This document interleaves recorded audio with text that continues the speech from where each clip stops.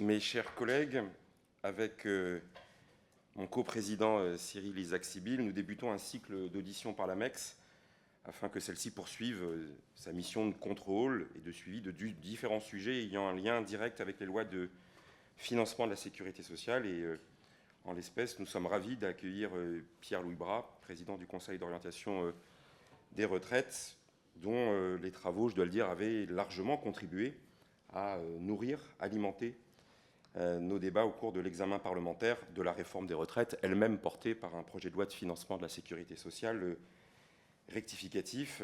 J'en profite pour dire que les rapports que rend le Conseil, tout comme les journées d'études qu'il organise en vue d'intégrer les résultats de la recherche académique et des organismes statistiques dans les réflexions globales sur notre système de retraite, constituent un éclairage toujours précieux pour les parlementaires que nous sommes. Alors je propose de rentrer dans le cœur du sujet. Après la publication du 10e rapport du corps en juin 2023, la presse a relayé le message que, selon le dernier rapport du corps, la réforme des retraites ne permettra pas de ramener les régimes à l'équilibre à l'horizon 2030. Dans la foulée, Bruno Le Maire, le ministre de l'économie, a affirmé prendre ces nouvelles prévisions avec prudence, reprochant à l'instance indépendante de modifier ses évaluations tous les 6 mois. D'ailleurs, le communiqué du corps que vous avez publié le 22 juin mentionne que, je cite, « plusieurs déclarations visent à remettre en cause la constance et la qualité des travaux du Conseil d'orientation des retraites », d'où ma première question et le premier éclairage qui justifie votre présence. Vous l'avez mentionné dans votre communiqué. Y a-t-il, je connais la réponse, mais faites-nous la démonstration, une révision substantielle entre les projections de 2022 et de 2023 du Conseil d'orientation des retraites? Quels sont les écarts de dépenses entre les projections de 2023 et les projections de 2022? Et de manière symétrique, quels sont les écarts des projections des ressources entre 2023 et 2022? Enfin, quels sont les écarts de solde entre les deux exercices? Ma deuxième question sera, le constat d'une diminution des dépenses en proportion du PIB est-il toujours valable? C'était un des éléments de votre rapport d'octobre l'année dernière. Et surtout, quel est l'effet de la réforme sur cette tendance? Pour notre bonne information, avez-vous calculé l'effet net consolidé sur les comptes publics, tout à pu, du recul de l'âge légal de 62 à 64 ans à l'horizon 2030? Quels sont les principaux facteurs qui empêchent les comptes du système de retraite d'être à l'équilibre en 2030? Et en particulier, pouvez-vous revenir sur l'évolution des recettes projetées entre 2030 et 2070 et quels mécanismes identifiez-vous à cet égard? Je livre d'un bloc les questions pour éviter de les reposer et permettre aux députés présents de pouvoir compléter. De manière plus spécifique, pouvez-vous revenir sur l'impact sur l'équilibre du régime des retraites de l'évolution des traitements des fonctionnaires, parce que c'était un des sujets qui avait animé le débat. Et j'ajouterai une dernière question. Qu'est-il arrivé à la Convention effort constant de l'État? Pourquoi avons-nous le sentiment qu'elle est reléguée d'une certaine manière au second plan? Voilà quelques-uns des points que nous souhaitons aborder dans cette audition. Et si on a le temps, on serait aussi heureux de pouvoir, puisque vous venez d'être missionné par le gouvernement pour réfléchir à l'évolution des droits familiaux de retraite dans notre système, de nous indiquer, parce que ça nous intéresse, on avait même envisagé un temps ce sujet comme un des sujets de travail de l'AMEX, et comme nous savions que le gouvernement allait vous missionner, on a préféré attendre vos conclusions, nous indiquer d'ores et déjà la méthode que vous comptez employer pour mener à bien cette mission et les points sur lesquels vous comptez travailler en priorité. Voilà, je termine en redisant tout l'attachement que nous avons à être éclairés par les travaux utiles de cette instance indépendante dont, en tous les cas, personnellement, je considère qu'elle est particulièrement précieuse dans le débat public. Je vais peut-être aussi introduire deux petits mots, M. Bras. Donc d'abord, merci pour avoir répondu à notre invitation, dont j'avais pris l'initiative. Ce matin, ce n'est pas le rapporteur de la branche vieillesse qui intervient, mais bien le co-président de l'AMEX. Pour nous, il ne s'agit pas de s'intéresser à la construction du futur PLFSS, nous le ferons à l'automne, mais c'est plutôt d'évaluer les mesures retraite examinées par l'Assemblée lors du dernier PLFSS rectificatif, c'est le rôle de l'AMEX, et d'interroger le dernier rapport que le corps a produit, celui de juin 2023, car vous le savez, beaucoup de parlementaires ont trouvé dans votre rapport d'année dernière, septembre 2022, des arguments en faveur ou en défaveur de cette réforme. Tout le monde pouvait trouver argument dans votre rapport, ce qui a un petit peu déconcerté pas mal de monde. il y a deux choses. C'est vrai qu'il y a les écrits, c'est-à-dire il y a les rapports, et puis il y a les écrits, c'est-à-dire les rapports, et puis après, effectivement, il y a ce que vous avez pu dire, et je reviendrai là-dessus, dans le sens où, entre guillemets, vous êtes exprimé. Il faudrait que je retrouve la phrase exacte que vous avez dit. Bon, je la retrouverai tout à l'heure, mais pour nous, ça nous interroge. Et donc la question, c'est pourquoi, effectivement, les choses ont évolué entre le rapport de septembre 2022 et celui de juin 2023. Dans votre rapport, vous dites qu'effectivement, vous aviez anticipé la réforme dans votre rapport de septembre 2022, mais est-ce que c'est effectivement les mesures favorables qui ont été prises? Vous soulignez dans votre dernier rapport qu'effectivement, que l'évolution des retraites pour les femmes et pour les petites retraites sont plutôt plus favorables, et ce seraient eux les gagnants de la réforme. Est-ce que vous pouvez nous le confirmer? Et donc c'est ça, je trouve, qui est intéressant. C'est vrai qu'en même temps, le haut commissaire au plan s'était interrogé, membre du groupe démocrate. Je suis sensible à ces propos par rapport aux 30 milliards de surfinancement de l'État pour équilibrer ces régimes, mais on aimerait effectivement vous entendre par rapport à ces deux faits. Je vous remercie. Merci de votre invitation. Je suis accompagné par Frédéric Thierry-Bordy, qui est une membre du secrétariat général du corps. Le secrétaire général du corps aurait souhaité être présent, mais il bénéficie de vacances amplement méritées. Donc, je vais essayer de répondre à votre question, mais si vous permettez, je vais commencer par vous rappeler qu'est-ce que c'est que le corps, en vous rappelant sa composition. Hein. Donc, vous voyez qu'il y a des représentants du Parlement, 4 députés, 4 sénateurs, donc pas tous les groupes, mais presque tous les groupes. Il y a les représentants des assurés sociaux et des employeurs, donc les représentants des employeurs, le MEDEF, la CGPME, l'UPA, et puis toutes les organisations syndicales de salariés. Il y a les représentants de l'État, toutes les administrations concernées, et puis il y a des experts et représentants des familles et des retraités. Je dis ça parce que, en voyant la composition du corps, vous comprenez qu'il y a au sein du corps des gens qui sont et qui ont été favorables à la réforme des retraites, et vous avez des gens qui sont et qui ont été très défavorables à la réforme des retraites. Donc, dans les rapports du corps, vous ne trouverez jamais une appréciation ou un avis sur la réforme des retraites. Ce que vous trouverez, c'est des données. Et normalement, voilà, comme je me fais le porte-parole des rapports du corps, je commente des données et je ne donne pas d'avis sur la réforme des retraites. Alors le problème, c'est que bien souvent, quand je dis par exemple les dépenses de retraite sont stables, certains en déduisent il n'y a pas lieu de faire une réforme des retraites. Mais moi je n'ai pas dit ça. Il y a une phrase qui est rituelle dans notre synthèse que je vais vous citer pour être clair. Où est-elle? Elle est là.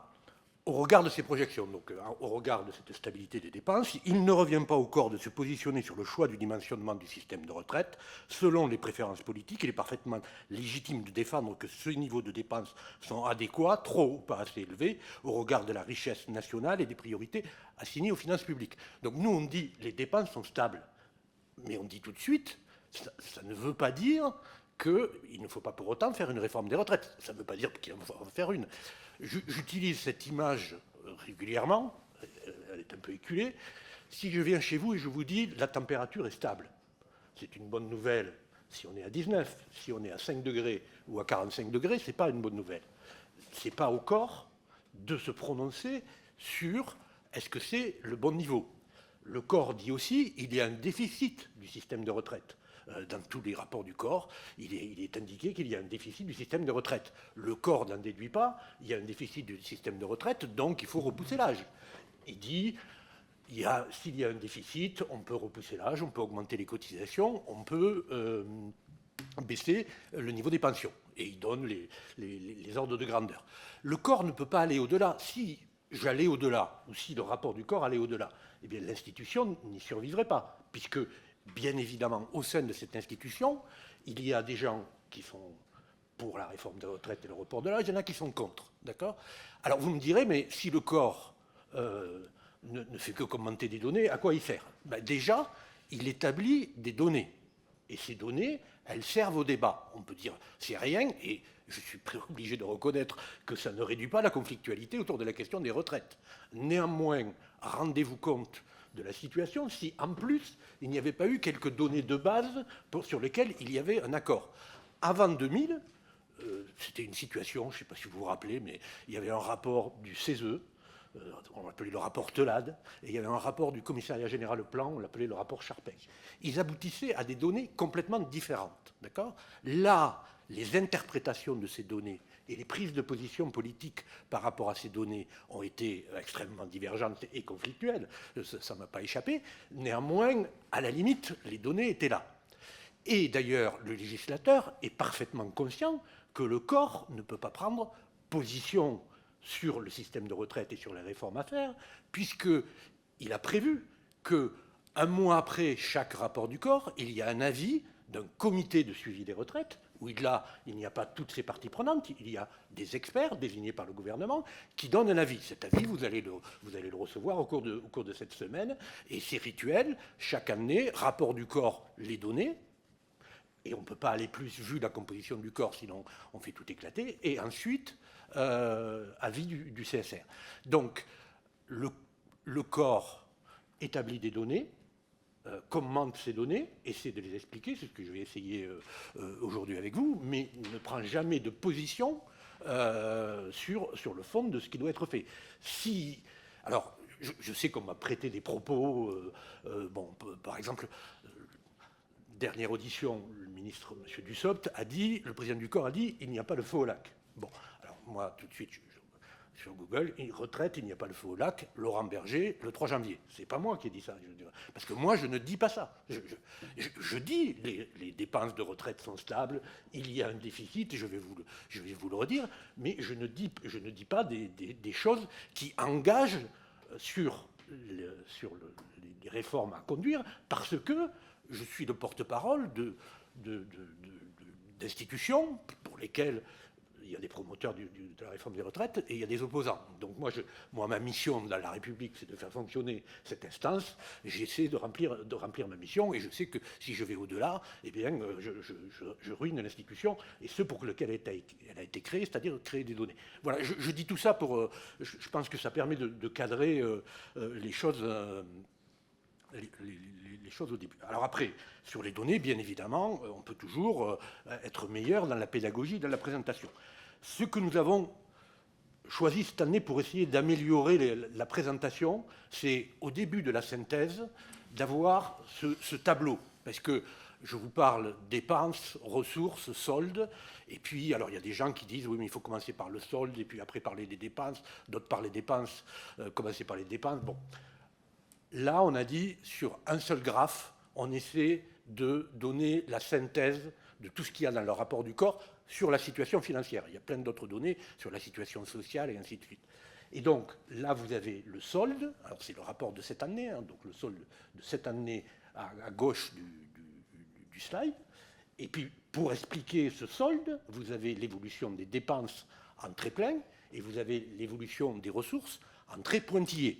D'accord ? Donc là, on voit clairement qu'en 2022, on a un solde positif de 0,2, qu'en 2030, on est à moins 0,2, et qu'en 2070, on est à moins 0,8. Je suis dans l'hypothèse qu'a choisi le gouvernement comme référence pour la réforme des retraites, c'est-à-dire un scénario où la productivité augmente de 1% et le chômage est à 4,5. Et donc, pour expliquer ce solde, c'est bien évidemment un solde, c'est les dépenses moins des recettes. Eh bien, vous le voyez, on voit que les dépenses diminuent sur le long terme par rapport au PIB et que les ressources diminuent encore plus. Et donc le solde, il s'explique. Voilà. Donc on peut à la fois dire, sans être en contradiction, les dépenses de retraite sont stables dans le PIB, elles ne dérapent pas, et on peut dire, il y a un déficit et il est durable. C'est ce que j'avais essayé de dire le 19 janvier. Alors après, que chacun se saisisse d'un des membres de phrase, je le comprends tout à fait, je ne suis pas naïf, voilà, je connais la conflictualité autour de ces sujets, mais voilà ce que nous avons essayé de faire. Alors, est-ce qu'on a complètement changé d'avis d'une année sur l'autre ?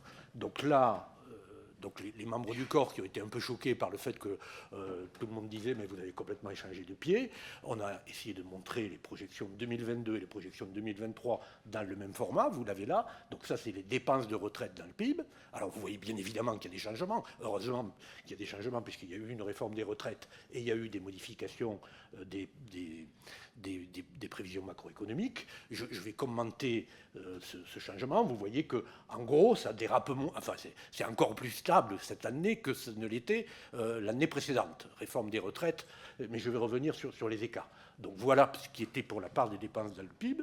Et puis, même chose pour le solde du système de retraite. Voilà ce que nous prévoyions l'année précédente. Donc en 2021, on était à 0, on prévoyait moins 0,4 en 2030, et je me situe sur la courbe orange, moins 0,8 en 2070. Et bien là, vous voyez qu'en 2022, on est à 0,2, on prévoit moins 0,2 en 2030, et on sera encore à moins 0,8 en 2070. Alors, si on rentre dans le détail de ces projections.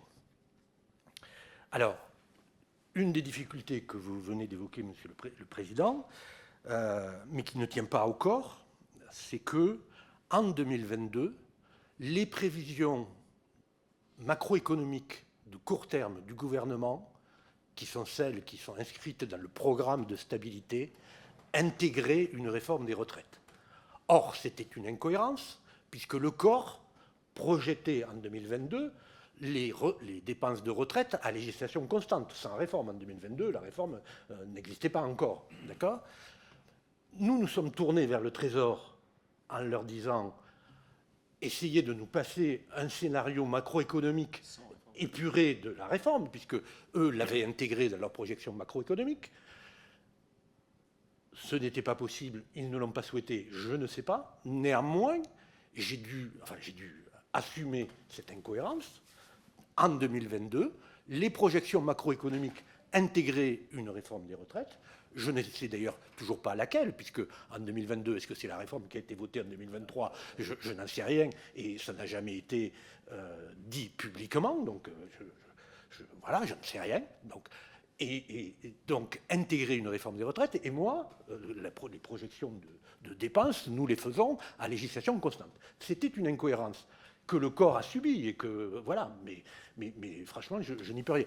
Donc, vous ne pouvez pas, en comparant 2022 et 2023, mesurer l'effet de la réforme des retraites, puisqu'une partie, notamment les effets macroéconomiques sur le PIB de la réforme des retraites ou d'une réforme des retraites, étaient intégrés dès 2022. D'accord ? On dit ça clairement dans le rapport de cette année, on le disait dans le rapport de l'année précédente, peut-être pas de manière assez explicite, mais c'était le cas. C'était une difficulté que nous avons ressentie. Voilà, je m'en explique et je n'y peux rien.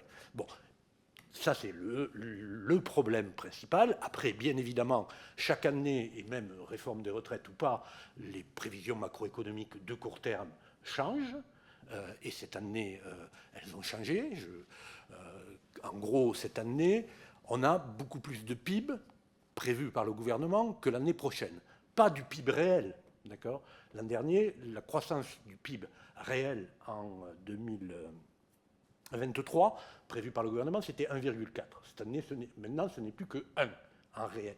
Mais nous faisons des projections en PIB nominal, et le prix du PIB, le déflateur du PIB, il y a un indice du prix à la consommation, il y a un indice du prix du PIB, ça s'appelle le déflateur du PIB. Il a été très fortement augmenté par le Trésor. D'accord ? Ça, c'est des prévisions macroéconomiques sur lesquelles je n'ai pas compétence et je ne prétends pas les avoir. Nous les prenons pour argent comptant. C'est d'ailleurs prévu dans la loi qu'on projette le système de retraite en s'appuyant sur les prévisions du gouvernement. Bon, donc, ça a un impact, vous allez le voir, très important sur les résultats, puisque ça fait beaucoup plus de richesses liées à cette modification du déflateur du PIB. Donc, je vais vous parler des écarts 2023-2022, mais avec cette précaution, ils ne permettent pas de lire directement l'effet de la réforme des retraites, parce qu'une réforme des retraites était déjà intégrée dans les projections macroéconomiques 2022, et parce que, mais ça c'est chaque année, il y a des modifications d'une année sur l'autre. Alors, voilà la part des dépenses du système dans le PIB projeté en 2023 et en 2022. Donc, en pointillé, vous avez ce qui était projeté en 2022 et en très plein, ce qui est projeté en 2023. D'accord ? Et donc, vous voyez qu'il y a un décalage vers le bas, hein, d'environ 0,5 points de PIB. D'accord ? Alors, je parle toujours en points de PIB. Un point de PIB en 2022, le PIB, c'est 2600 milliards. Donc, un point de PIB, c'est 26 milliards. 0,1 point de PIB, c'est 2,6 milliards. D'accord ? Si vous voulez faire une traduction, voilà. Donc, vous voyez que la situation, à cet égard-là, s'est plutôt améliorée, puisque la part des retraites dans le PIB demain, ce qu'il faudra prélever sur la richesse produite par les actifs, est moins importante dans nos projections en 2023 qu'elle ne l'était en 2022. D'accord ? Bon, voilà ce qui a changé. Alors, comment tout ça s'explique ? Il y a deux éléments d'explication. Il y a effectivement la réforme des retraites et le changement des données de base et des projections macroéconomiques de court terme. Et les projections macroéconomiques du court terme, elles ont un effet dans les 50 ans qui viennent, puisque quand on part d'une marche plus haute, ensuite, elles se prolongent. Donc, c'est en rouge-orange qu'on a les écarts dus à la réforme, et en vert, les écarts dus au changement des projections économiques. Donc, je vous ai dit qu'il y avait un écart d'environ 0,5, 0,6, et voilà comment il s'explique. Donc, ce que vous lisez sur ce tableau, donc en 2022, déjà, les données de base étaient un peu meilleures, hein, c'est pour ça qu'on a un peu déjà une amélioration sur 2022. En 2030, eh bien, il y a moins de dépenses dans le PIB. En grande partie, c'est lié en vert à une amélioration des prévisions sur ce que sera le PIB en 2030. Je vous renvoie à ce que je vous ai dit sur le déflateur. Et en rouge, c'est l'effet de la réforme. Donc, en 2030, la réforme fait baisser la part des dépenses de retraite dans le PIB. Vous voyez qu'ensuite, en 2050, il y a toujours cet effet PIB, cet effet changement des prévisions macroéconomiques, mais que la réforme des retraites, elle fait plus de dépenses. D'accord ? Alors, ça peut sembler paradoxal, mais une réforme des retraites comme le report de l'âge, dans un premier temps, ça fait beaucoup d'économies, puisque des gens qui devaient être à la retraite ne sont pas à la retraite.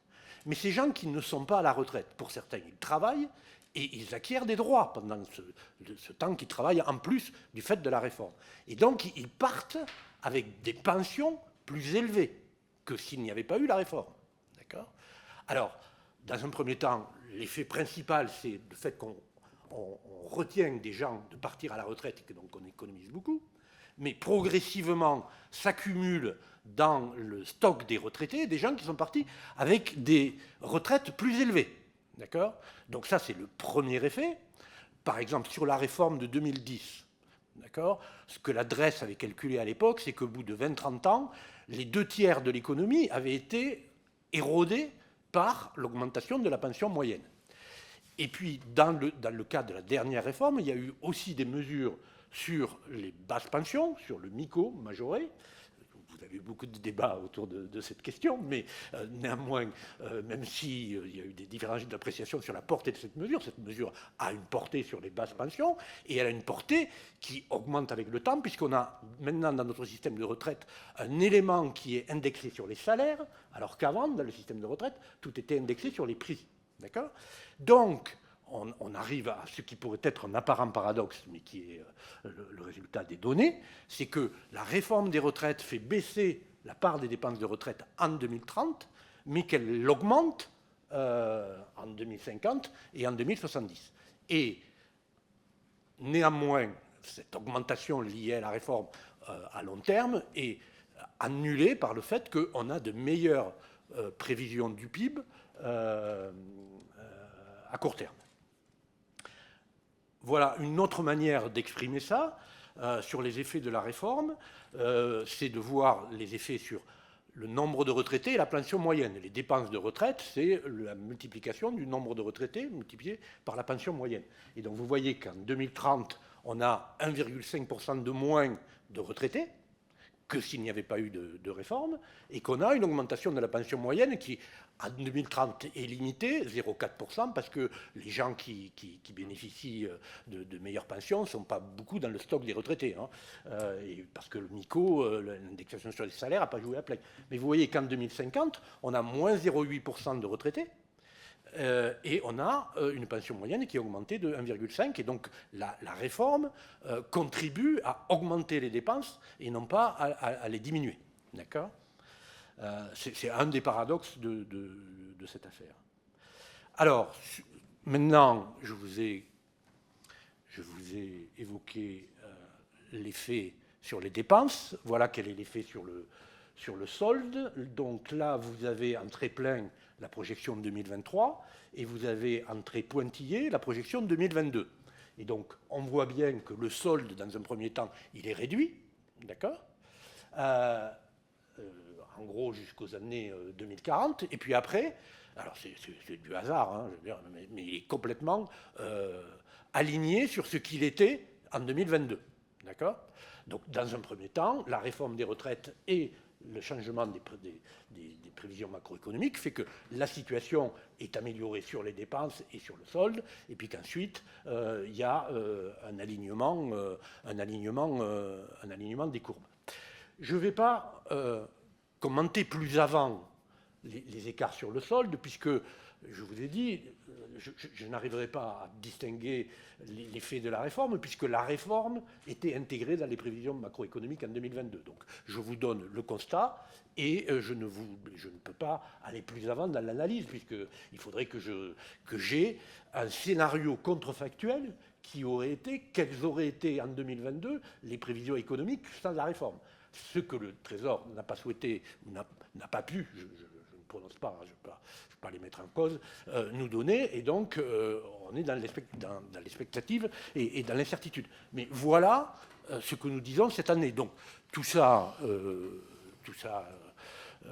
est parfaitement cohérent. Les membres du corps ne sont pas des girouettes qui changeraient d'avis. Tout ça est parfaitement documenté, sauf les questions pendantes que j'ai évoquées. Les données des rapports du corps sont chaque année mises en ligne avec tous les tableaux Excel. C'est Frédéric Nortier-Ribordy qui y veille. Elles sont donc à la disponibilité. Je sais bien que personne ne va lire les tableaux Excel.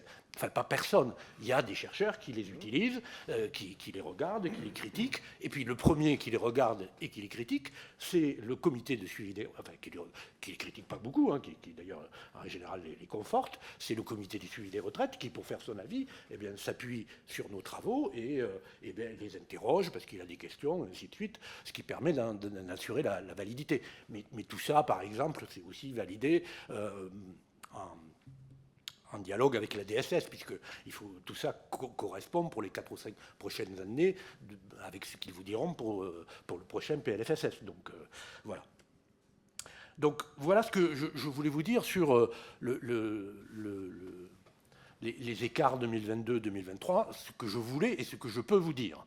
Il y a une dernière question. Nous sommes à moins 0,2 en 2030, alors que le gouvernement avait dit, avec notre réforme, nous serons à 0. Là, clairement, moi, je ne sais pas. Pourquoi je ne sais pas? Parce que j'ai vu l'étude d'impact du gouvernement, mais je n'ai pas le sous-jacent des calculs qui l'ont amené à dire on sera à l'équilibre. D'accord?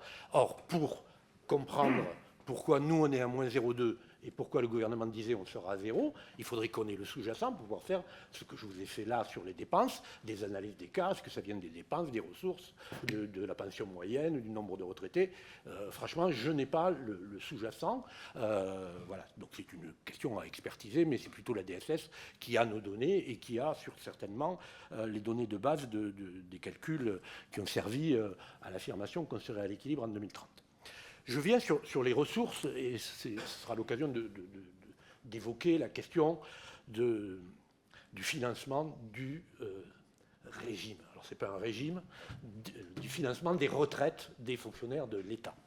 Alors, je pars de ce tableau qui vous montre les ressources du système de retraite dans sa globalité.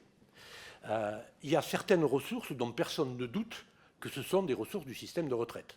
C'est tout ce qui est en haut, c'est les cotisations des non-salariés, des indépendants, les cotisations des salariés et les cotisations employeurs qui sont affectées à la retraite. Mais vous voyez que tout ça, ça ne fait qu'en gros 66% des ressources du système de retraite. Le reste, 35%, c'est d'autres ressources. Et vous en avez la liste, et vous voyez qu'il y a une contribution d'équilibre, 43 milliards. C'est ce que l'État, sous forme de cotisation fictive, alors on l'appelle contribution d'équilibre ou cotisation fictive, verse fictivement, puisqu'il se verse à lui-même. En gros, c'est l'État qui paye les fonctionnaires et qui paye... Comment ? Non, mais par ailleurs, au total, il s'endette. Mais à la limite, le fait qu'on affecte fictivement une partie des ressources de l'État aux retraites ne change pas le bilan global de l'État. D'accord ? Si je ne l'affecte pas aux retraites, je l'affecte à l'éducation nationale. Voilà. Donc, cette opération d'affecter une partie à travers des cotisations fictives et une contribution d'équilibre des ressources aux retraites des fonctionnaires ne change pas le déficit du budget de l'État ou ne change pas le déficit au niveau de Maastricht. D'accord ? Franchement, la Commission européenne ne tolérerait pas que, parce qu'on fait des cotisations fictives, on a un déficit différent. Donc ça ne change rien, c'est simplement une affectation, alors que normalement, les ressources de l'État ne sont pas affectées, mais il y a un compte d'affectation spéciale dont vous votez chaque année le montant. Donc, mais vous voyez aussi, par exemple, vous avez des impôts et taxes affectés sur la consommation. Vous avez une taxe sur les boissons alcoolisées qui est affectée au régime des exploitants agricoles. Rien ne justifie cette affectation. Personne ne va oser faire un lien entre la consommation de boissons alcoolisées et la retraite des exploitants agricoles. En tout cas, pas moi. C'est 3,3 milliards. Ces 3,3 milliards, on pourrait dire, c'est une subvention, je l'enlève du régime des exploitants agricoles. Dans ce cas-là, elle irait au budget de l'État. Ça améliorerait le budget de l'État et ça dégraderait le compte du régime des exploitants agricoles. On peut tout à fait le faire, je veux dire. Voilà. Nous, au corps, on considère que le législateur, dans sa sagesse, a décidé d'affecter 3,3 milliards de taxes sur les boissons alcoolisées aux exploitants agricoles et on ne veut pas contester cette affectation. Alors, mais ce n'est pas sur cette taxe qu'il y a une contestation, c'est sur cette contribution d'équilibre. D'accord ? Effectivement, un papier publié dans le commentaire sous pseudonyme de Sophie Bouverin a été repris par le commissariat général au plan, par le haut commissariat au plan, pardon, et a dit moi j'enlève sur ces 43 milliards 30 milliards parce que la cotisation fictive de l'État, ça fait une cotisation salarié-employeur à 80%, alors que dans le privé, elle est à 28%, et donc moi j'enlève tout ce qui dépasse 28%. Et donc ça fait 30 milliards, je les enlève. D'accord ? Et donc là, d'un coup, ça fait 30 milliards de déficit en plus. D'accord ? Là aussi, alors, on peut en discuter, ce que j'avais dit le 19 janvier, au fond, pendant des heures. D'accord ? C'est un peu comme sur ma taxe sur les boissons alcoolisées. Voilà. Mais au corps, pour le moment, nous, on considère que tant que les députés votent le compte d'affectation spéciale dans le cadre de la loi de finances, votent le PLFSS, qui, dans son compte vieillesse, puisqu'il y a un compte de la branche vieillesse dans le PLFSS, reprend cette contribution d'équilibre, qui ne nous appartient pas, nous, au corps, de dire cette contribution d'équilibre, elle est indue, elle n'a pas de sens, et ainsi de suite. Si demain, le législateur, enfin le gouvernement et le législateur disent attention, avant il y avait une contribution d'équilibre, c'est pas bien, il ne faut plus la faire, on va faire autrement, ainsi de suite. Bien évidemment, au corps, on en tiendra compte, mais nous, on est respectueux de ce qui est voté par... voilà. Bon. Donc, la convention du corps, c'est ce que j'essaie d'exprimer là, le corps considère que les ressources du système de retraite sont celles que le gouvernement et le législateur considèrent eux-mêmes être des ressources du système de retraite. Et bien évidemment, s'ils changent de position, on en discutera, je ne sais pas ce qui se passera au corps. Bon, mais voilà. Et on projette en postulant que ces décisions d'affectation seront de même maintenues. Mais si elles ne sont pas maintenues, voilà.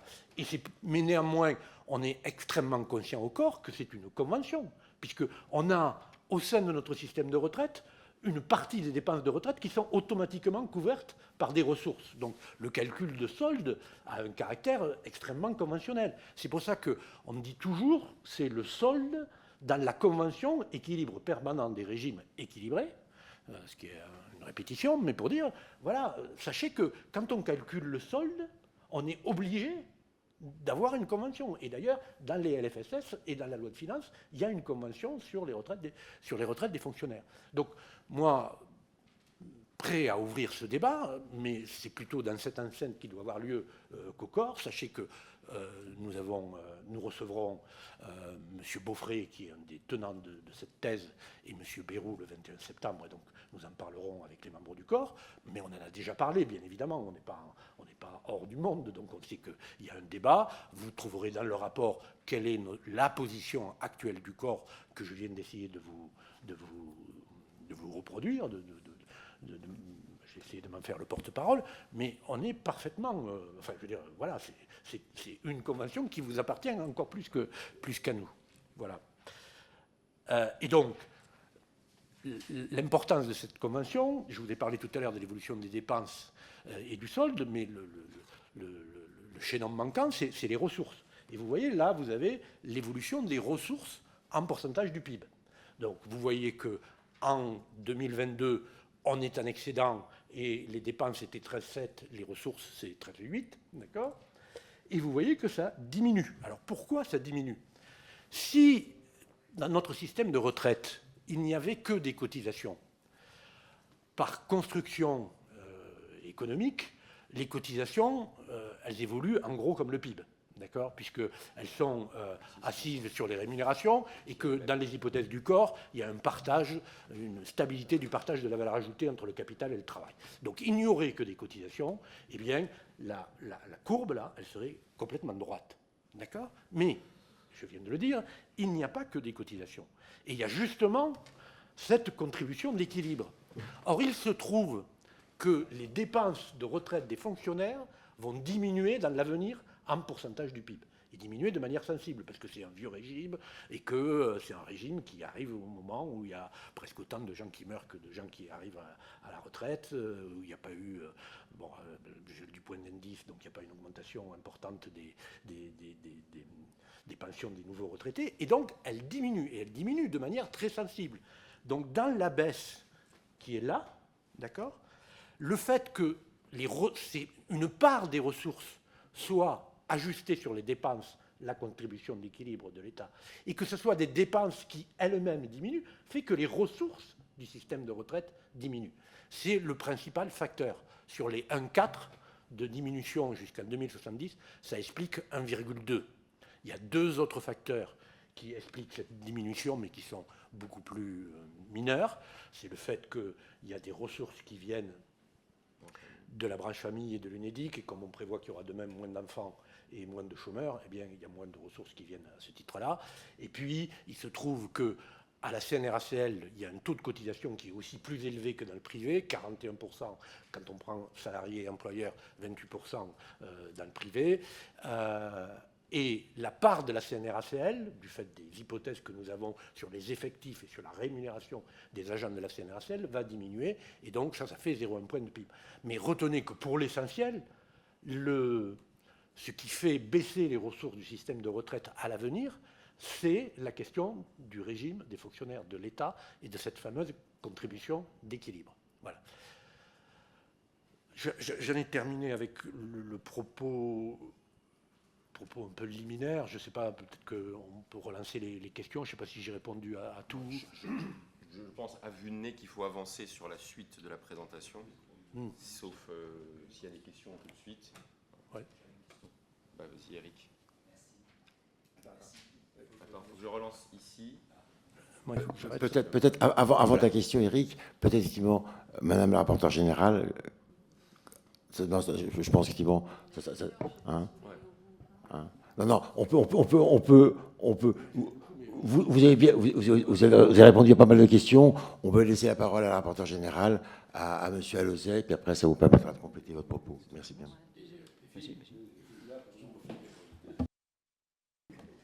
Merci, messieurs les présidents. Merci, monsieur le président du corps. Je suis ravie qu'on puisse se revoir dans le cadre de cette audition organisée par la MEX suite à la 10e parution du rapport qui constitue un premier état des lieux de notre système de retraite postérieur à la réforme du 14 avril dernier. Mais comme vous le dites à plusieurs reprises dans votre rapport, ce travail devra être affiné pour le rapport pour le prochain, compte tenu des délais courts en fait entre la réforme et la publication de vos rapports.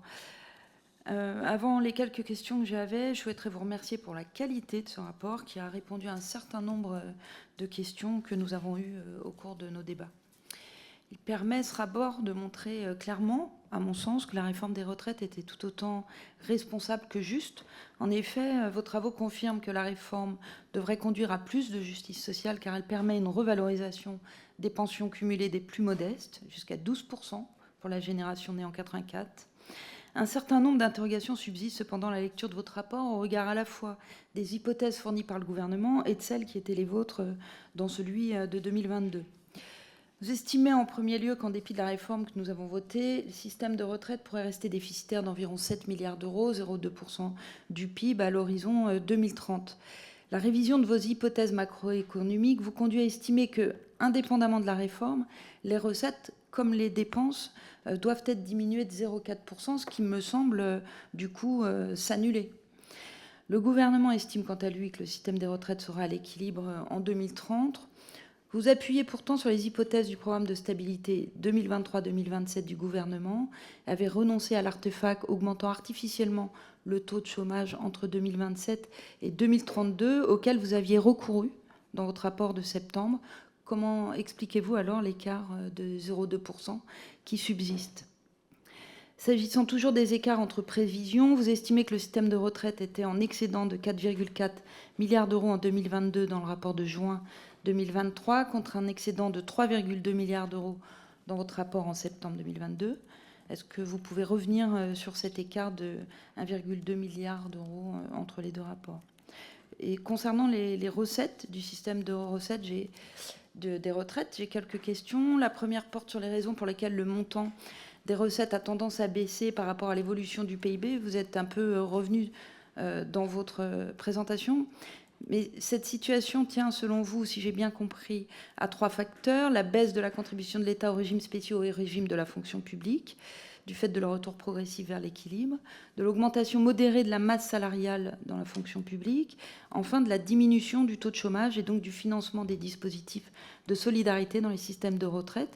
Aussi, selon vous, pouvons-nous considérer que ce qui constitue une baisse de recettes dans le système de retraite constitue soit une mesure d'économie pour l'ensemble des administrations publiques, soit un signe de l'amélioration de la situation de notre économie, et notamment la situation de l'emploi.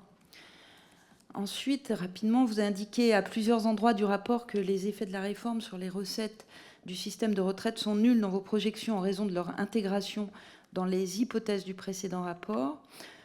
Il m'est venu 2 questions, mais une à laquelle vous avez déjà répondu sur la part de vos prévisions qui intégraient une réforme des retraites conventionnelles et celle qui s'appuyait effectivement uniquement sur la législation en vigueur. Ensuite, vous rappelez que compte tenu des délais, vous n'avez pas pu isoler les effets spécifiques de la réforme. Ma question est assez ciblée. Un article a été adopté visant à adapter les prélèvements sociaux sur les indemnités de rupture, dont le produit est affecté à la branche vieillesse de la sécurité sociale. Le produit de ce type de prélèvement a-t-il été intégré déjà dans vos hypothèses ? Voilà, je vous remercie. Merci bien. Monsieur Éric Alauzet. Merci. Merci, Monsieur le Président, pour ce rapport extrêmement précieux. J'ai, à titre personnel, été toujours intéressé, passionné, attentif au rapport des corps, et ceci depuis de nombreuses années, au point que j'avais gardé, au fur et à mesure des rapports, une idée assez générale, qui était le fait que si on ne faisait rien, progressivement, la pension des retraités, relativement à celle des actifs, non pas en valeur absolue, diminuerait au minimum de 15%, et je crois en fait que c'est entre 15 et 20%. Donc j'avais cette idée-là, et c'est pour ça que j'étais un peu déstabilisé par le rapport 2022. Et je veux y revenir à mon tour parce que je pense qu'il conditionne la suite des communications que vous aurez à faire et des décisions publiques. Il a été évidemment décisif, ce rapport, dans la structuration et la formation de l'opinion publique. Vous savez bien, vous avez été au devant de la scène vous-même, enfin le corps, pendant des semaines et des semaines dans le débat. Donc on voit bien que ce que vous produisez est vraiment structurant. Alors effectivement, on a beaucoup glosé sur les phrases que vous avez prononcées. Je les ai renotées, moi, pour m'en souvenir. Les dépenses de retraite sont globalement stabilisées, et même à très long terme, ou encore les dépenses de retraite ne dérapent pas. Elles sont relativement maîtrisées dans la plupart des hypothèses. Alors, bien entendu, et comme vous l'avez dit, à raison, pour autant, vous n'avez jamais indiqué qu'il ne fallait pas faire de réforme, bien entendu. Et libre à ceux qui veulent interpréter de le faire. Et les interprétations ne sont pas de votre fait. Les données, et sont incontestables, sont-elles de votre fait.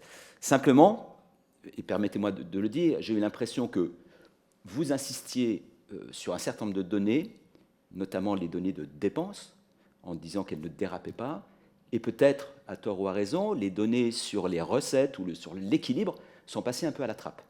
Et c'est en cela que l'opinion publique s'est structurée d'une certaine façon, et que, dans le débat politique, certains de bonne foi, beaucoup de mauvaise foi, ont mis la focale sur ces seules dépenses, d'où la formation de l'opinion publique telle que je l'indiquais. Et ce qui me semble, donc 2 observations et une question pour conclure, je tire 2 conclusions de cela. C'est que je crains qu'à l'issue de cet épisode reste dans l'opinion l'idée que les avis du corps ne contribuent pas forcément à la bonne prise de décision des autorités, puisque c'est apparu, c'est un schisme entre ce que disait le corps et la loi qui a été adoptée. Donc, je pense que dans l'opinion, il peut rester cet établi-là.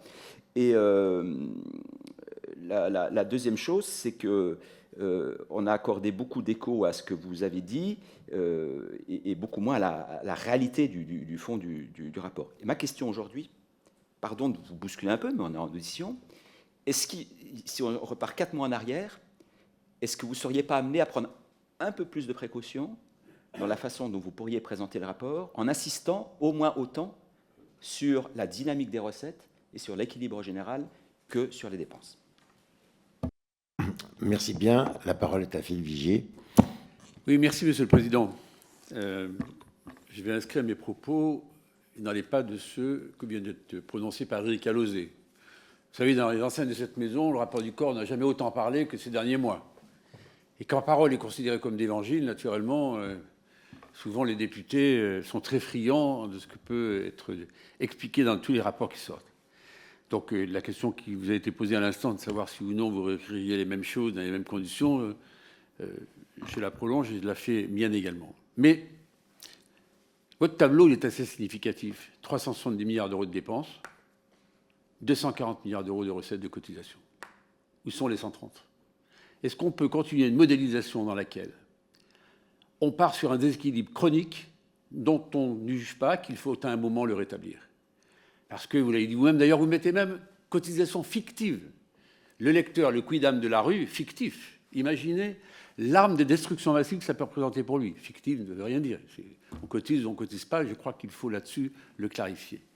La deuxième chose, allez-vous... Parce qu'on fait des scénarios à 2030, à 2050, à 2070, nous ne serons pas là pour les voir, mais est-ce que vous ne croyez pas qu'il serait utile, même s'il faut se projeter dans la durée, d'avoir des scénarios beaucoup plus serrés? Qui connaît demain le taux de chômage de 2030, quand on voit qu'on commence à rentrer dans une récession? Qui sait quels seront, naturellement, les taux de croissance d'ici quelques années? Or, les courbes sur lesquelles vous appuyez, ce n'est pas un procès ad hominem, c'est pas simplement, c'est que votre travail, et moi je respecte votre travail, a été l'outil autour duquel tout le raisonnement, la désinformation ou l'information réelle ont été apportés.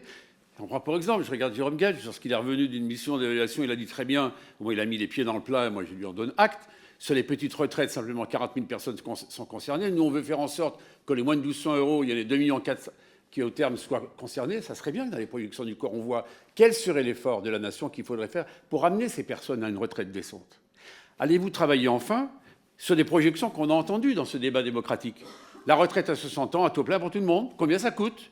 Quelle est la part des dépenses publiques? Comment on la finance? Quelle est la sécurisation pour les autres retraites?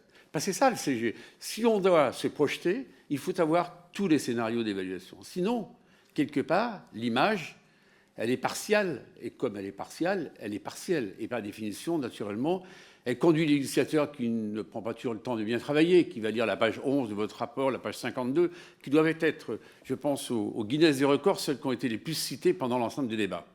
Donc, vraiment, ça me paraît essentiel qu'à un moment ou à un autre, sur tous ces scénarios, on se penche bien sur, justement, ce déséquilibre structurel que nous avons dès le départ et qu'il faut combler. C'est la raison pour laquelle, avec le groupe que je représente, nous avions défendu l'idée d'une clause de revoyure en 2027 pour voir quelles étaient, c'était d'ailleurs la première fois dans la réforme des retraites, où on a fait un bilan à mi-parcours pour savoir si oui ou non, ce que nous pensions était objectif ou ne l'était pas.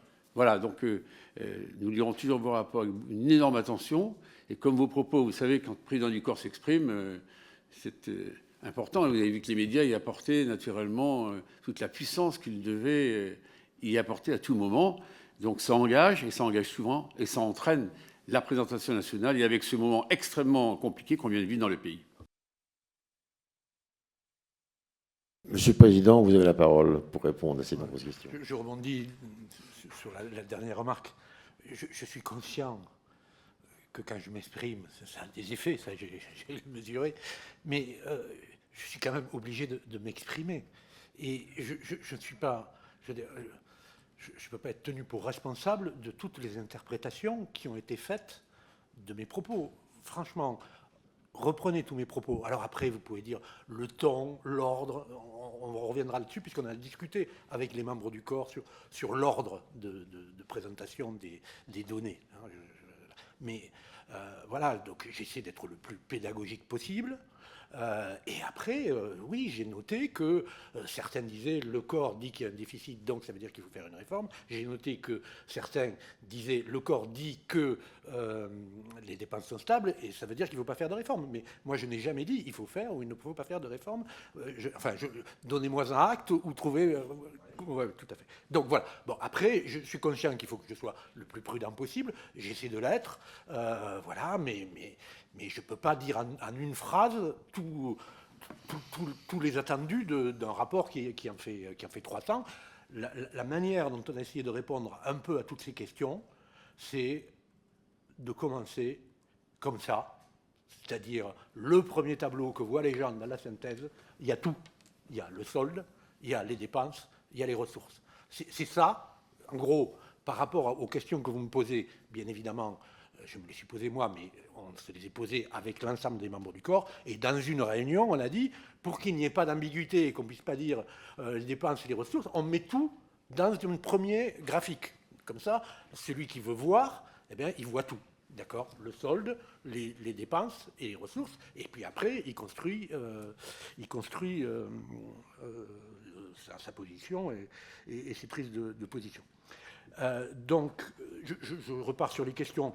L'écart entre 0 annoncé par le gouvernement et moins 0,2 annoncé par le corps, je vous l'ai dit, moi, je ne sais pas. Pour que je puisse savoir d'où vient cet écart, il faudrait que j'ai le sous-jacent des calculs qui ont servi de base au gouvernement. J'ai bien vu dans l'étude d'impact les résultats, 17,7 milliards d'économies, mesures d'accompagnement à hauteur de 5,9, plus quelques... Bon, voilà. Donc tout ça, j'ai vu, c'est les résultats. Mais quel était le sous-jacent, quel était Si je peux me permettre juste une question,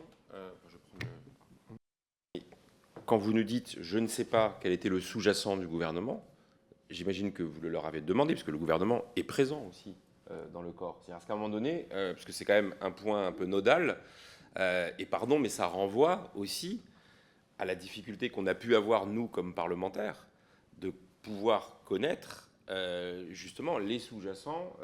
On l'a vu dans l'étude d'impact, quand des choses y figuraient ou que des choses n'y figuraient pas, et que donc, je trouve que, Philippe, si je peux me permettre, de demander au corps d'apporter des réponses là où il n'a pas les informations retenues par celui qui propose une réforme, c'est compliqué d'assigner cette mission au corps.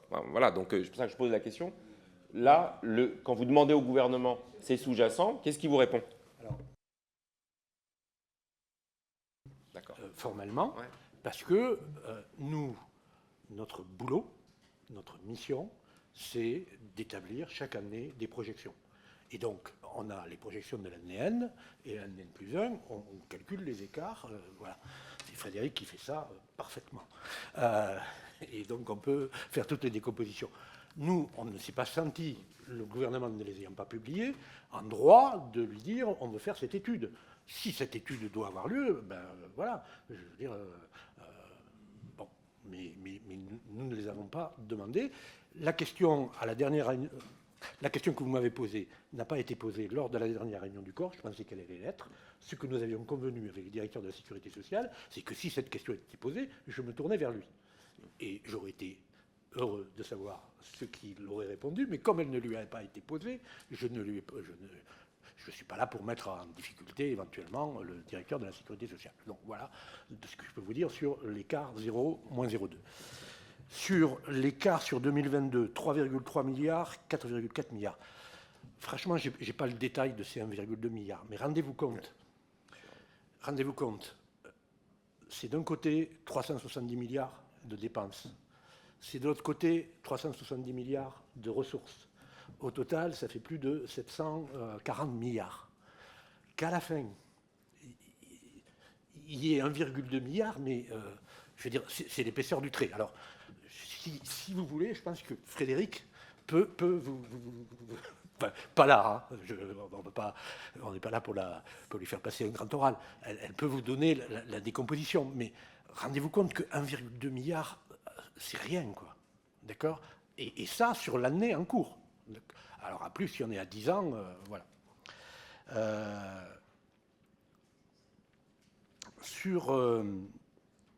Sur les trois facteurs qui expliquent la baisse des... Non, c'est avant. Non, c'est après. La baisse des ressources, hein, donc... Voilà, donc l'essentiel, c'est la contribution au titre des fonctionnaires de l'État. Le reste, c'est presque négligeable, d'accord ? Simplement pour boucler les opérations qu'on le mentionne. C'est ça. Et j'en profite pour revenir sur la convention effort de l'État constant. Voilà. Puisque dans le dernier rapport, nous présentions les résultats du régime avec deux conventions, EPR et EEC. La convention effort de l'État constant, c'était de gommer cet effet baisse de la contribution d'équilibre, en disant l'État maintient sa contribution au système de retraite, même s'il a moins à payer pour ses fonctionnaires. D'accord ? C'était pour montrer, ça voulait être pédagogique, comment le déficit s'expliquait en grande partie par cette baisse des ressources. Nous avons considéré au corps, depuis, que ce que nous pensions être pédagogique ne l'était pas et embrouillait les choses. Et si vous vous référez à mon audition du 19 janvier, j'avais moi-même pris la liberté vis-à-vis des membres du corps d'anticiper, et je ne vous ai parlé le 19 janvier que dans la convention EPR. Et je n'avais pas évoqué la convention EEC. La convention EEC, c'était un moyen pédagogique de dire, bon, pourquoi, alors qu'on dit que les dépenses sont stables, il y a un déficit? C'est parce que les ressources baissent. Les ressources baissent à cause de la contribution d'équilibre. Donc on vous montre qu'il y a moins de déficit quand on stabilise la contribution de l'État. Voilà. Bon. On s'est aperçu que certains nous accusaient au corps de préempter des économies futures de l'État en les affectant au système de retraite, alors que, bien évidemment, c'est le législateur qui décidera si ces économies, il faut les affecter à l'éducation nationale, à la santé, à la défense, à la justice ou à la sécurité. Donc, franchement, au corps, on ne se prend pas on ne se substitue pas au législateur. On a vu que ça pouvait être cette lecture de la Convention EEC, et donc cette année, les membres du corps ont décidé de la mettre en annexe pour pouvoir faire un suivi historique des choses, mais on ne l'utilise plus. Voilà où on en est sur ces recettes. Sur les effets spécifiques des indemnités de rupture... Non, on n'a pas les hypothèses assez précises. Voilà. Il faut que quand il y a des recettes liées à des événements, il faut qu'on ait des hypothèses sur la nature de ces événements. Donc cette année, on ne les a pas intégrées. Voilà. Alors, sur la baisse de la pension relative, écoutez, on essaie chaque année d'y insister, hein, parce que bien souvent, quand je dis les dépenses de retraite sont stables, ça suscite un étonnement parmi ceux qui n'ont pas lu le rapport du corps, parce que ce qui est évident et massif, c'est que la France vieillit, et que donc demain, il y aura plus de retraités par rapport aux actifs.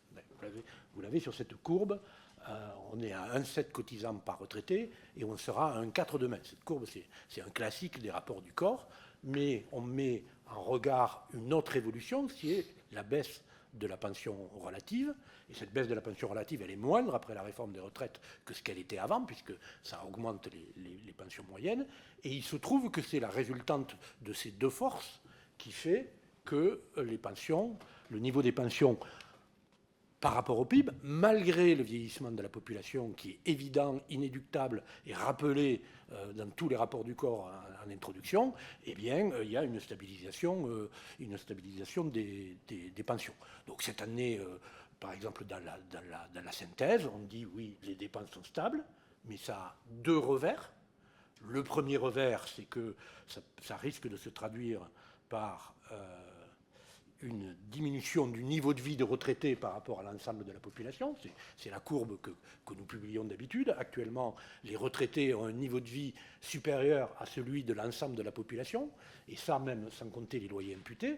Et vous voyez que mécaniquement, eh bien, alors qu'on est à plus de 100, ça ira à 87, entre 87 et 75. Et dans l'hypothèse orange, on doit être autour de 85. Attention, ça c'est une projection mécanique, parce que si les Français, les assurés, sont très défavorables à cette évolution et considèrent qu'ils n'ont pas assez à la retraite, ils peuvent réagir de deux manières. Soit en épargnant plus pendant leur vie active, alors ils peuvent réagir. Encore faut-il qu'ils le puissent vraiment, d'accord ? Tout le monde ne peut pas épargner plus pendant sa vie active. Mais ça, c'est un comportement d'épargne et de départ à la retraite constant. D'accord ? Donc ils peuvent réagir de deux manières, soit en épargnant plus pendant leur vie active pour avoir des revenus du capital pendant la retraite, soit en repoussant, au-delà même de ce qui est exigé par la réforme, leur départ. Pour le moment, les Français partent en très grande majorité au taux plein. D'accord ? Il y en a quelques-uns qui partent un peu avant, quelques-uns qui partent un peu après. On peut imaginer que si certains assurés ne sont pas satisfaits de leur niveau de vie à la retraite, par rapport au niveau de vie qu'auront demain les actifs, ils décident eux-mêmes de repousser. Il y a actuellement 12 à 13% des gens qui surcotent, donc on pourrait imaginer que dans ces types... Bon, mais mécaniquement, ça a cet effet-là, et on insiste beaucoup sur le fait que, bien évidemment, on ne peut pas avoir le beurre et l'argent du beurre, et que si les dépenses de retraite se stabilisent, c'est parce qu'il y a cette éventualité d'une baisse du niveau de vie relatif. On insiste aussi sur le fait que le vieillissement de la population, son effet sur le système de retraite est ralenti par le recul de l'âge. Là, vous avez en pointillé ce qu'aurait été l'âge sans la réforme. Vous avez en trait plein ce qui est l'âge maintenant, l'âge de départ maintenant qu'a eu lieu la réforme. Vous voyez que ça fait un décalage d'environ 6 mois.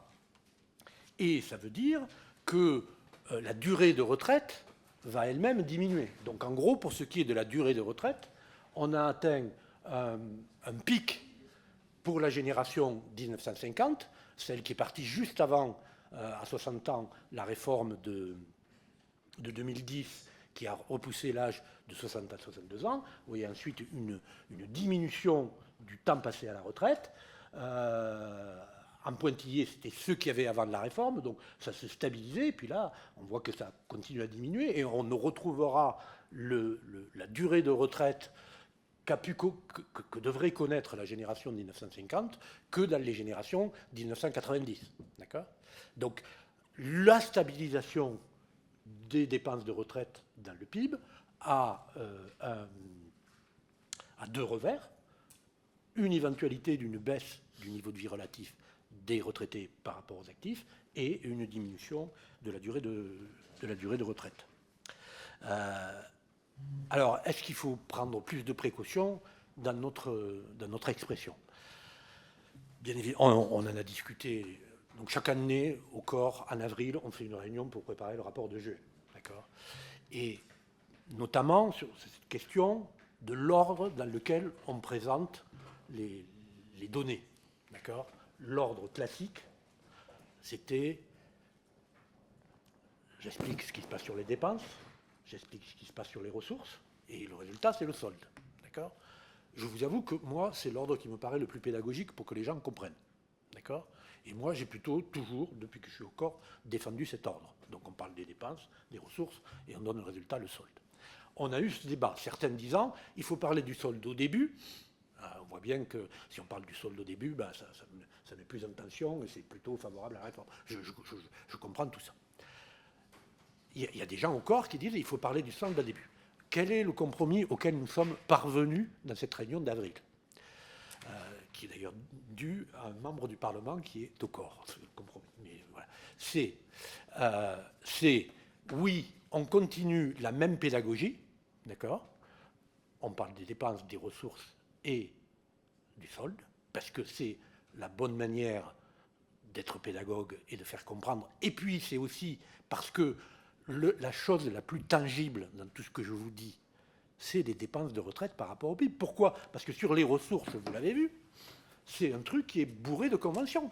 Et là, on vient de me dire que le déficit, il n'est pas de 0, mais qu'il est de 30 milliards. Et puis, on vient de rajouter 114 milliards voilà. Donc, les ressources, c'est hyper conventionnel. Donc, parlons de la chose la plus tangible, qui est les dépenses. Parce que sur les dépenses de retraite, quand je dis ça, c'est des dépenses de retraite, à peu près tout le monde est d'accord sur ce que j'ai mis dans les dépenses de retraite. Et le PIB, tout le monde est d'accord sur ce qu'est le PIB. Mais dès que je parle des ressources, vous voyez qu'il y a des débats. Bon, donc, les membres du corps ont validé, mais en conscience, hein, donc c'est pas... Voilà, on en a discuté, et tout le monde n'était pas d'accord. Je ne vais pas vous dire que... Voilà, je ne vous donnerai pas les noms, mais voilà. Donc, on validait l'ordre de présentation, dépenses, ressources et soldes, mais, et c'est pour ça que j'avais insisté dès le début de ma présentation, on dit, mais pour qu'il n'y ait pas d'ambiguïté, on commence par un premier tableau qui présente tout d'un coup. D'accord ? Donc celui qui veut faire le solde, ben, il cache ce qu'il y a à droite, et puis il regarde qu'à gauche. D'accord ? Celui qui veut parler des dépenses, il cache ce qu'il y a... Bon, mais franchement... je pense que c'est mieux dans la présentation, mais quelle que soit la manière dont je m'exprime, quelle que soit la manière dont je présente les choses, je veux dire, les participants à ce débat sont suffisamment malins pour, même si je parle des dépenses en deuxième, pour mettre en exergue les dépenses pour ceux qui sont opposés à la réforme. Et si je parle du solde en deuxième, ceux qui sont favorables à la réforme sont suffisamment malins pour mettre en exergue le solde. Donc je veux bien, enfin, franchement, je vais essayer de faire tout ce que je peux pour être le plus neutre possible, mais voilà, j'ai aussi mes limites. Alors, sur M. Vigier, donc il a réagi à ce tableau. Mais ce tableau, donc, il est dans ce rapport, mais il était dans les précédents. Hein, donc, le corps n'a jamais caché, et c'est pour ça qu'il parlait de convention, qu'il y avait une grande partie des ressources du système de retraite qui n'étaient pas des cotisations au sens strict, vraiment prélevées sur les actifs ou sur les salaires. Donc, voilà, il y a une grande partie. Si vous retirez toutes les autres ressources, si vous retirez 35% des ressources, vous avez un déficit énorme. Mais attention, je veux dire, c'est à vous de définir ces conventions, parce que toutes ces affectations, vous les validez dans les textes. Mais si vous ne les validez pas, si vous dites demain, le déficit, il est de 114 milliards, je vous invite à prendre garde, parce qu'après, les conséquences qu'il faut en tirer en matière de retraite, vous avez vu le débat que nous avons eu, alors qu'il s'agissait de régler un déficit de 12 milliards. S'il faudrait régler un déficit de 114 milliards, on est à 80 ans de l'âge de départ à la retraite. Si je peux me permettre, dans ces sommes, il y a d'abord, il y a les cotisations des fonctionnaires, il y a les compensations des mesures qui ont été prises. Est-ce qu'on peut mieux le préciser? Et puis après, effectivement, il y a effectivement le financement des retraites par le budget de l'État. Est-ce qu'on pourrait mieux définir, à votre avis, ces trois choses qui sont et la retraite des fonctionnaires, et les compensations, et une subvention d'équilibre. Mais alors, la subvention d'équilibre, là, quand je mets subvention d'équilibre, c'est toutes les cotisations fictives des employeurs. Par exemple, le Haut Commissariat au Plan, il n'enlève pas les 43 milliards. Il enlève 30 milliards sur ces 43 et sur les 7,3 qui sont en dessous. Il enlève 30, d'accord, à peu près. Quel est son raisonnement? C'est, si je prends les cotisations au titre des fonctionnaires de l'État, fictives, tout ça, qui font de la subvention d'équilibre, on est à 80%, alors que dans le privé, on est à 28%. Alignons sur 28%. Donc, je n'enlève pas tout, mais j'enlève une partie. Mais nous, ça fait des années que dans le corps, c'est un rituel, il y a cette étude chaque année. Bien évidemment, quand on voit un taux de 80% et un taux de 28%, on s'est interrogé.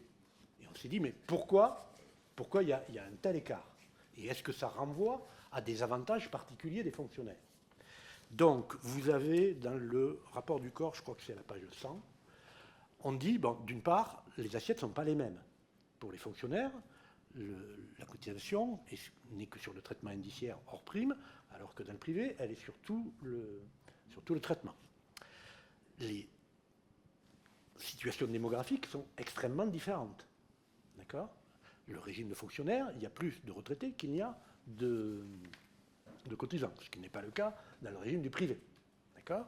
Ensuite, le financement de la solidarité est extrêmement différent. Dans le privé, vous avez le FSV, avec des ressources qui ne sont pas des cotisations, qui viennent prendre en charge certaines dépenses de solidarité. Il n'y a aucune dépense de solidarité prise dans les fonctionnaires, pour le régime des fonctionnaires. Dans le régime des fonctionnaires, vous avez un dispositif de solidarité qui est relativement coûteux, c'est les catégories actives, qui concernent notamment les policiers. La catégorie principale, les gardiens de prison, ainsi de suite. Les policiers, en France, ils ne protègent pas que les fonctionnaires, ils protègent l'ensemble de la population. En tout cas, c'est ce que j'espère. Si donc il faut marquer un effort particulier pour cette profession, ça n'a pas à être pris en charge par le régime strictement des fonctionnaires. D'accord, ça, voilà. Bon, donc, quand on gomme tous ces effets, vous avez les résultats dans le truc du corps, on aboutit à des taux de cotisation relativement homogènes. Bon, maintenant, mais là à nouveau, donc là j'engage la discussion au fond sur cette question. Et puis par ailleurs, quand on se dit, est-ce qu'il y a des avantages indus des fonctionnaires? Donc l'adresse fait régulièrement une étude que nous publions, elle prend les carrières des fonctionnaires et puis elle leur applique les règles du régime général et ARCO-AGIRC. Et elle liquide leur retraite comme s'ils avaient été au régime général et ARCO-AGIRC. Et on s'aperçoit qu'en moyenne, c'est à peu près équivalent, d'accord? Et qu'il y a des fonctionnaires qui y gagnent, à passer à ARCO-AGIRC, enfin, fictivement, hein, au régime général et ARCO-AGIRC, il y en a d'autres qui y perdent. Bon, maintenant, donc, moi, je suis assez réticent par rapport à cette convention qui enlèverait les 30 milliards, mais on va avoir le débat. Mais à nouveau, le débat, on l'aura au corps. Moi, je suis prêt à alimenter ceux qui veulent travailler sur cette question. Mais après, franchement, c'est vous qui déciderez. Si lors du prochain PLFSS, il y a des députés qui disent « Nous, on ne veut plus voter un PLFSS avec une subvention d'équilibre du régime des fonctionnaires le corps se dira les choses ont changé de la manière dont on a une représentation. Mais là aussi, rendez-vous compte. Donc, vous avez 43 milliards de subventions d'équilibre. Vous devez avoir une dizaine de milliards de cotisations des fonctionnaires directs. D'accord? Donc, en gros, les dépenses de retraite des fonctionnaires, c'est 53 milliards. Vous enlevez 30 milliards. Mais après, une fois que vous avez fait ça, quelle décision vous prenez sur la retraite des fonctionnaires? Parce qu'une fois que vous avez enlevé 50% des ressources du régime des fonctionnaires, soit vous dites aux fonctionnaires faut passer à 80 ans, soit vous dites faut diminuer les pensions de moitié. Vous aboutissez aussi à une aporie. C'est intéressant, c'est d'avoir une analyse, d'avoir un budget plus analytique. Effectivement, dans ces sommes, il y a l'État en tant qu'employeur. Est-ce qu'on peut, d'un point de vue analytique, le calculer? Il y a toutes les compensations. Il y a toutes les compensations, des mesures qui sont prises par l'État, Et puis après, effectivement, il y a une subvention d'équilibre. Est-ce qu'on pourrait avoir une meilleure analyse? Il ne s'agit pas d'enlever, il s'agit de mieux analyser pour savoir, effectivement, entre guillemets, quel est le déficit des retraites que l'État finance. C'est ça, c'est d'avoir quelque chose de plus analytique.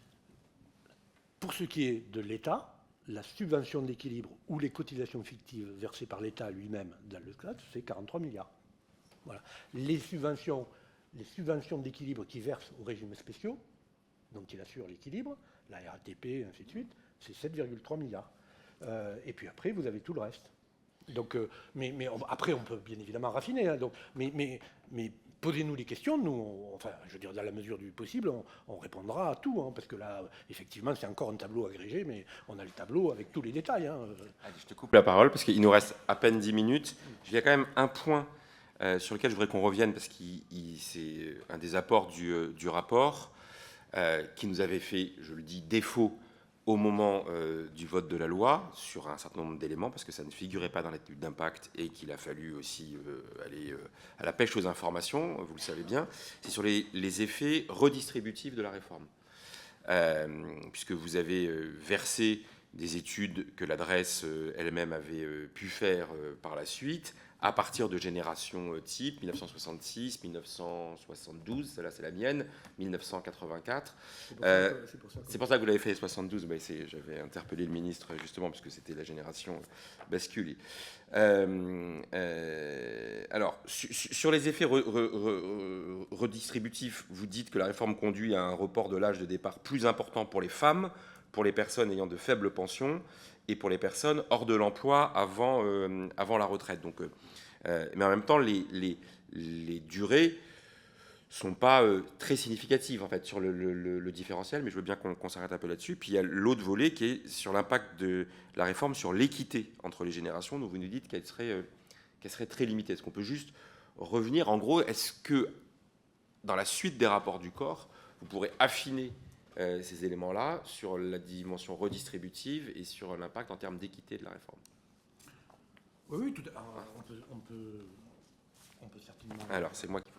Voilà, on peut certainement affiner, et on est à l'écoute des questions que vous pourriez nous transmettre. Mais voilà un peu Donc effectivement, on a demandé cette étude à l'adresse, puisque, comme je vous l'ai dit, une réforme qui repousse l'âge, elle oblige les gens à retarder leur âge de départ, mais elle se traduit par une augmentation de la pension moyenne. Et une manière d'avoir une synthèse de ça, c'est de regarder la pension cumulée sur le cycle de vie. D'accord? C'est-à-dire combien je vais toucher moins longtemps, mais je vais toucher plus, et bien combien je touche au total sur mon cycle de vie. On a des hypothèses sur l'espérance de vie à la retraite. Et donc, voilà les résultats. Pour la variation de l'âge de départ, vous voyez que donc c'est exprimé en mois. Donc, pour la génération 66, c'est 7 mois à peu près, 6,9 mois. Et pour la génération 84, c'est 6 mois, parce que la génération 84, déjà, elle partait plus tard que la génération 66, elle est donc un peu moins impactée. Pour la variation de la pension à liquidation, vous voyez que pour la génération 66, ça augmente de 1,2, et pour la génération 84, de 2, notamment parce que la mesure MICO et l'indexation sur les salaires est cumulative, et donc jour à plein pour cette génération.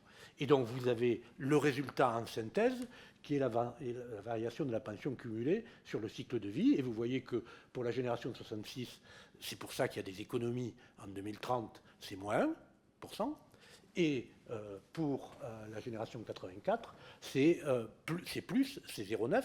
C'est pour ça que, je vous disais tout à l'heure, à terme, la réforme des retraites crée plutôt des dépenses. Alors ça, c'est toute la population confondue. Alors, je m'en tiens maintenant à la variation de la pension cumulée, mais vous avez tous les détails en annexe du rapport du corps. Vous avez l'étude complète, vous pouvez tout regarder.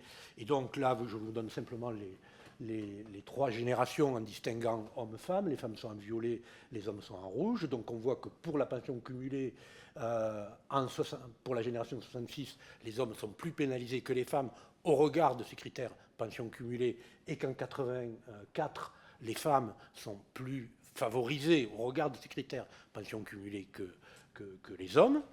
Et puis on l'a fait aussi par quartile de niveau de pension. Et là, on voit que c'est le quartile qui a les pensions les plus faibles qui gagne le plus en pension cumulée, notamment à la génération 84, parce que l'effet cumulatif d'une indexation du MICO majoré joue à plein. Et on voit que ceux qui y perdent, c'est plutôt les niveaux de pension des deux derniers quartiles, parmi les plus aisés des retraités. Donc là, franchement, je simplifie la richesse de l'étude de l'adresse. Bon, il y a plein de prolongements qu'on peut faire.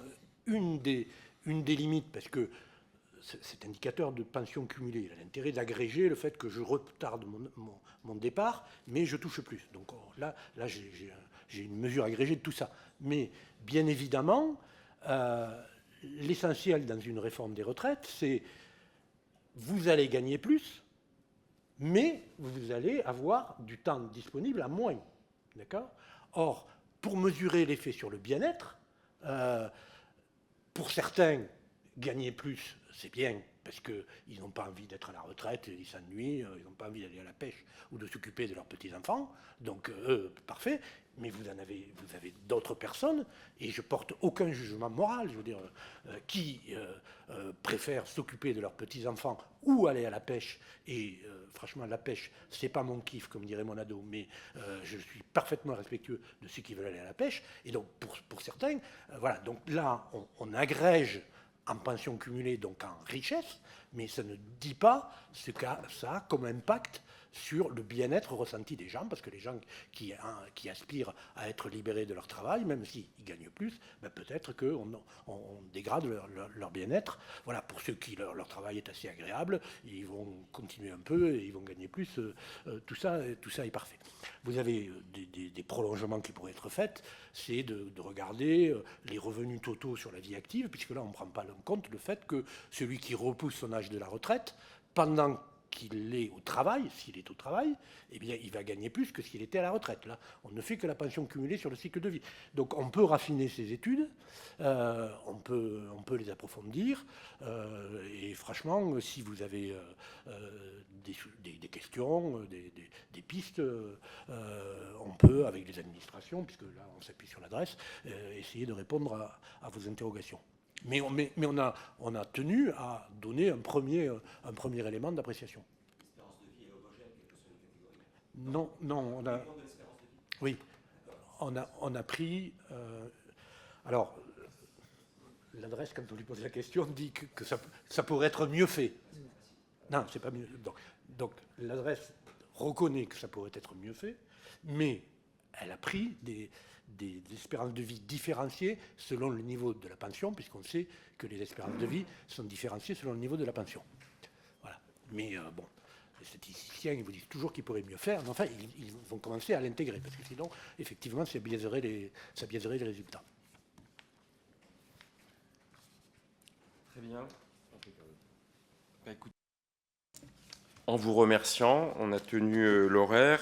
Alors moi, ce que je vous propose, parce qu'il y a encore quelques points qu'on n'a pas abordés, notamment, mais vous viendrez nous en parler, la question sur l'évolution des droits familiaux de retraite, sur lequel le travail est lancé. Mais ça nous dit une chose, nous, on aura très plaisir à accueillir le président du corps pour la présentation du prochain rapport, donc en septembre prochain.